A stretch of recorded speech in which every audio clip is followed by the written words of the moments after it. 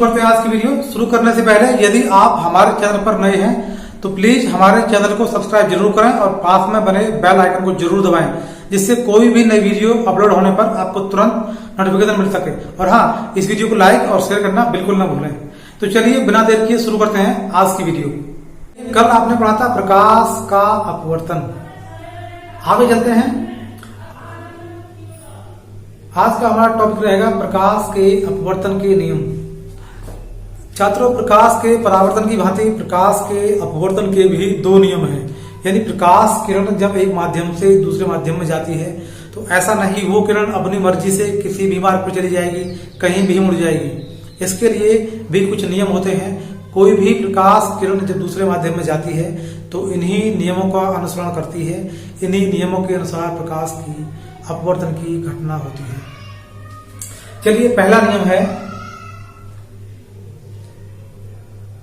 पहले माध्यम में आपतन कोण की ज्या यानी साइन आई तथा दूसरे माध्यम में अपवर्तन कोण की ज्या यानी साइन आर का अनुपात सदैव नियत रहता है। यानी आपतन कोण आई का साइन आई और अपवर्तन कोण आर का साइन यानी साइन आर, इन दोनों का अनुपात यानी साइन आई और साइन आर, इनका जो अनुपात आएगा वो एक नियतांक होगा। यानी साइन आई बटे साइन आर बराबर नियतांक या कांस्टेंट। इस नियतांक को हम n से दर्शाते हैं। कहीं कहीं इसको हम 1 and 2 भी लिखते हैं। ये 1 और 2 क्रम से है, प्रीफिक्स और सफिक्स हैं, यानी छोटे आकार में n के नीचे लिखे जाते हैं। इस तरीके से देखिए, यहां साइन आई पहले माध्यम में आपतन कोण का साइन है। यानी पहले माध्यम में आपतन कोण आई का साइन लिया गया है और दूसरे माध्यम में अपवर्तन कोण आर का साइन लिया गया है। जब हम इन दोनों का साइन निकालने के बाद भाग करते हैं तो यह संख्या एक नियतांक आती है। इसका मतलब यह होता है कि अगर मैं इस किरण को सर्वप्रथम डालता हूं 20 डिग्री पर, मान लीजिए आर आता है 25, मान लीजिए, तो मैं साइन 20 और साइन 25 के मान निकालने के बाद भाग करता हूं तो इसका मान मुझे मिल जाता है, मान लीजिए x, जो भी कुछ मिलता है। पुनः मैं इस i का मान बढ़ा करके 20 से मान लीजिए कर दिया 35 करने के बाद जो दूसरे माध्यम में बन रहा है अपवर्तन कोण r, मान लीजिए उसका मान 45 हो जाता है, मान लीजिए। पुनः मैं निकालूंगा साइन 35 और साइन 45 यानी साइन आई और साइन आर के मान, उन दोनों का भाग करूंगा यानी साइन आई बटे साइन आर, फिर मान निकालूंगा। मान लीजिए इस बार ये मान आ गया y, पिछली बार ये मान कितना आया था x जी। फिर से मान लीजिए मैंने ये पहले माध्यम का आपतन कोण बढ़ाकर कर दिया 60 डिग्री, मान लीजिए, और देखा कि अपवर्तन कोण जो बनता है दूसरे माध्यम में वो हो गया 80 डिग्री।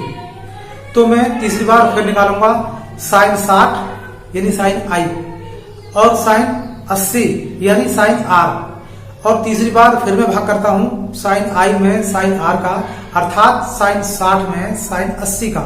इस बार फिर कुछ मान आएगा, मान लीजिए ये मान आता है z।